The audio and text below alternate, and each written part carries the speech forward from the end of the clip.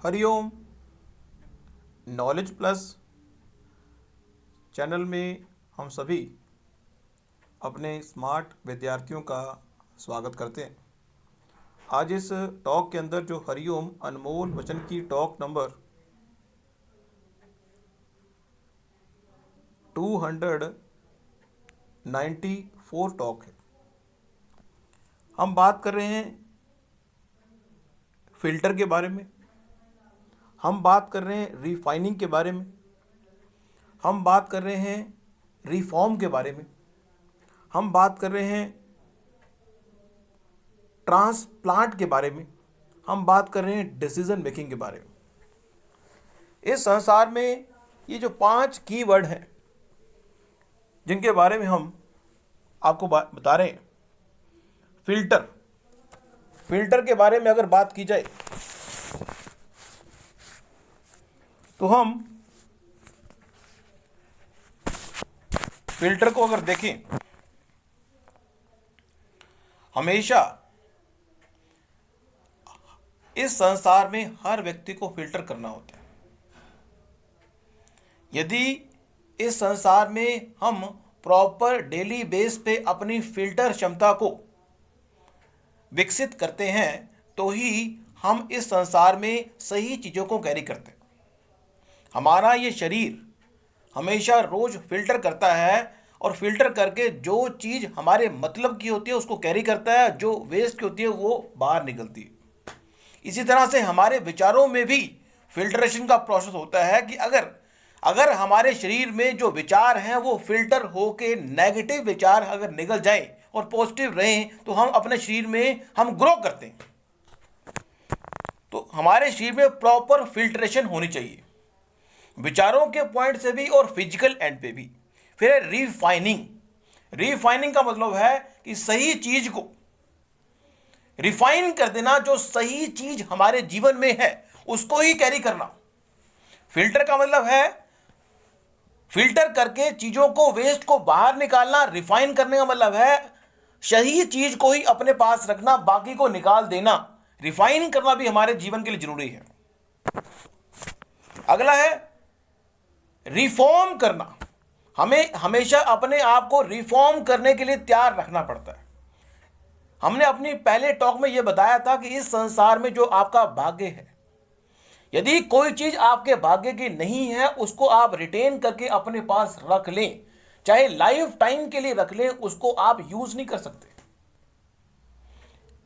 दुनिया में इतना ये विचित्र बात है कि इस संसार में चाहे जो चीज भी इकट्ठी कर लें, अगर वो चीज आपके भाग्य की नहीं है तो चाहे आप कुछ भी कर लें, कितना ही प्रोटेक्शन अगर आप कर लें, जब आप उसको यूज करने की बात करेंगे वो काम नहीं करेगी, या फिर वो काम करेगी उसकी उपयोगिता का लाभ आप नहीं ले पाएंगे। इस संसार में यह बात बड़ी विशेष रूप से समझने वाली है। फिर है ट्रांसप्लांट करना।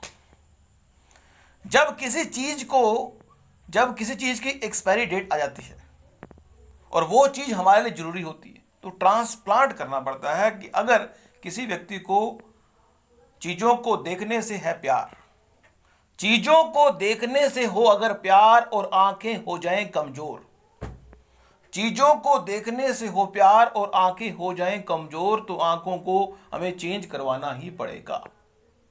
और अगर 5वें पॉइंट की बात करें वो है डिसीजन मेकिंग।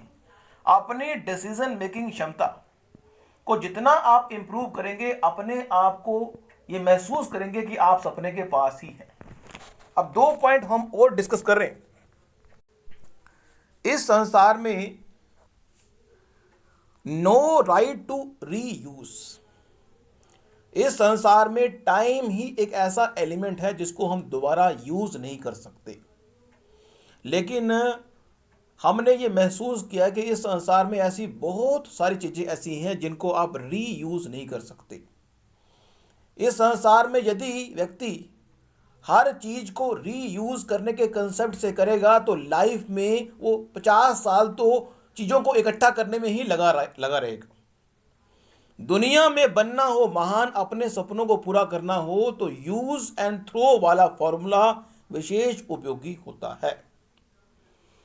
अगर टाइम को अगर आपने आज यूज कर लिया तो उसको दोबारा यूज करने का अधिकार नहीं मिलेगा। टाइम एक बहते हुए पानी की तरह है। टाइम एक बहते हुए पानी की तरह है, अगर उसको आप यूज कर लिया तो दोबारा नहीं। इस संसार में जिस चीज को सुनने के लिए भगवान ने आपको नहीं भेजा है, वो चीज आप कितना ही इकट्ठा कर ले।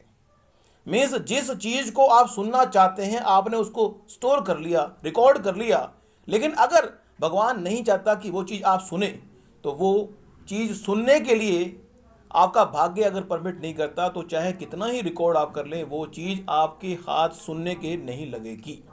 हमने पहले भी कहा था कि इस संसार में जो चीज आपके भाग्य की नहीं है, वो चीज आप जोर लगा लें इकट्ठा करके, प्रोटेक्ट करके, वो चीज जब आप यूज करने जाएंगे तो वो चीज छिन जाएगी।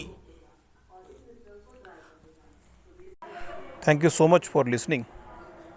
नेक्स्ट टॉक में कुछ और जानकारी देंगे।